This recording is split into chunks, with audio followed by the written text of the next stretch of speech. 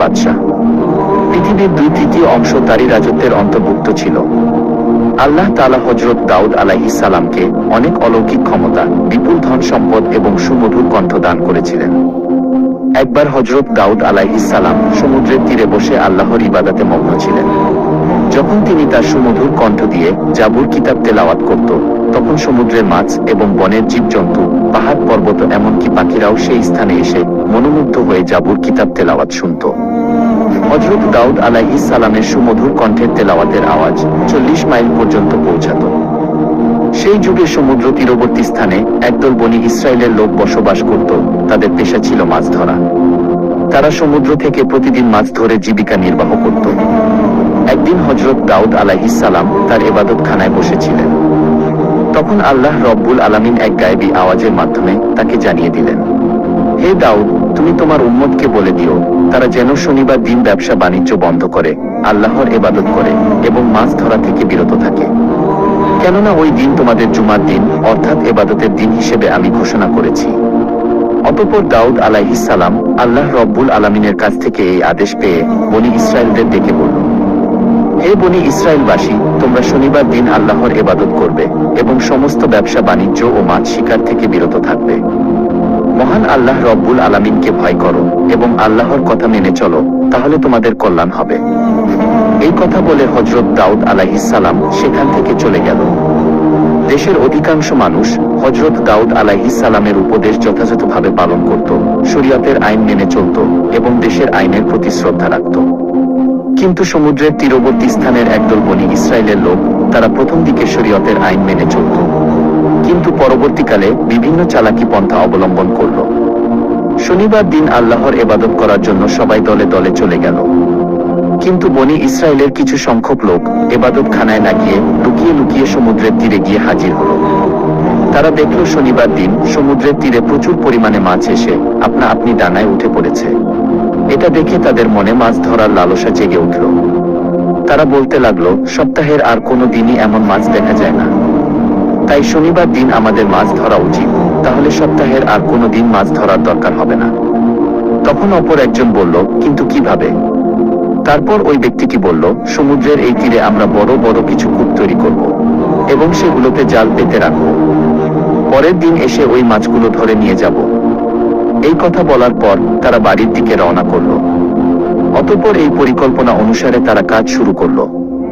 আল্লাহর আইন অমান্য করে তারা এভাবেই মাছ ধরতে লাগল। তারা দেখল আল্লাহর পক্ষ থেকে কোনো বিপদ আসেনি, তাই তাদের সাহস আরো বেড়ে গেল। এরপর অনেক দিন এভাবেই মাছ ধরে তারা প্রচুর ধন সম্পদের মালিক হয়ে গেল। অপরদিকে এই বংশের অনেক লোক ছিল, তারা শরীয়তের আইন মেনে চলত, মহান আল্লাহ রব্বুল আলামিনকে ভয় করে চলত। তাই তারা সকলেই একদিন ওই লোকগুলির নিকটে হাজির হলো এবং বলল, প্রিয় ভাইয়েরা, আপনারা শনিবারে মাছ ধরা বন্ধ করুন, কেননা আল্লাহ তাআলা এই দিনটিকে ইবাদতের জন্য নির্বাচন করেছেন। এই হুকুম অমান্য করলে আপনাদের বিপদ নেমে আসতে পারে। তখন ওই দলের একজন নেতা তাদেরকে ঠাট্টা বিদ্রূপ করে বলল, শরীয়তের সঙ্গে মাছ ধরার কি সম্পর্ক? এই ধরনের আদেশ কোনো নবীর জামানায় দেখা যায়নি। এই কথায় কোনো যুক্তি নেই, অতএব এই হুকুম আমরা মানতে পারবো না। শনিবার দিন আমরা প্রকাশ্যে মাছ ধরব। তবে দাউদ আলাইহিস সালাম যদি এর কোনো কল্যাণকর দিক দেখাতে পারে তবে এটা মেনে নেব। অতএব তোমরা যাও, এই বিষয়ে জিজ্ঞেস করে এসো। অতঃপর কয়েকজন লোক হযরত দাউদ আলাইহিস সালামের নিকটে গিয়ে হাজির হলো এবং দাউদ আলাইহিস সালামের সাথে তর্ক বিতর্ক করে বসলো। তখন দাউদ আলাইহিস সালাম বলল, আল্লাহ তাআলা তোমাদের লোভ লালসা থেকে দূরে থাকার জন্য মাছ ধরা নিষেধ করেছেন। অতএব শনিবার দিন মাছ ধরা থেকে দূরে থাকা তোমাদের জন্য কল্যাণকর বলে আমি মনে করি। অতঃপর বনি ইসরায়েলের লোকেরা হযরত দাউদ আলাইহিস সালামের কথা শোনার পর তাদের নেতার কাছে এসে ওই সমস্ত কথা খুলে বলল।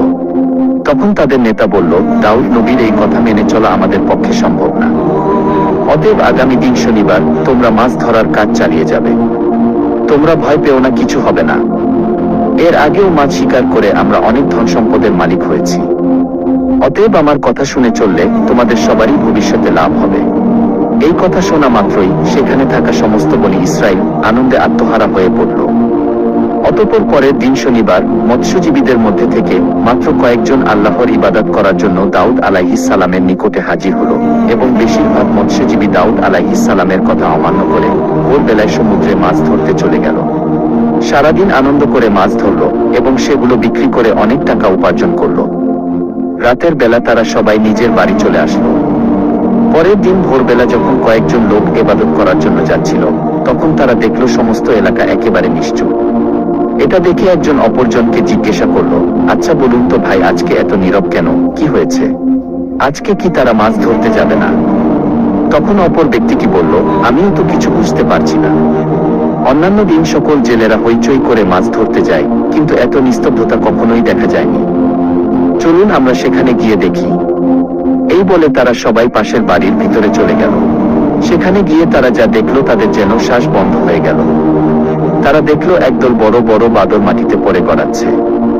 ওই লোকগুলোকে দেখা মাত্র বাদরগুলো তাদের পায়ের কাছে এসে হাউমাউ করে কাঁদতে শুরু করলো। সেই মুহূর্তে কয়েকজন মেয়ে লোক এসে বলল, গতকালকে বারণ করা সত্ত্বেও তারা লোভ লালসায় পড়ে মাছ ধরতে গিয়েছিল। আল্লাহ রব্বুল আলামিন শনিবার দিন মাছ ধরা থেকে বিরত থাকতে বলেছিলেন, কিন্তু তারা শোনেননি। আল্লাহ এবং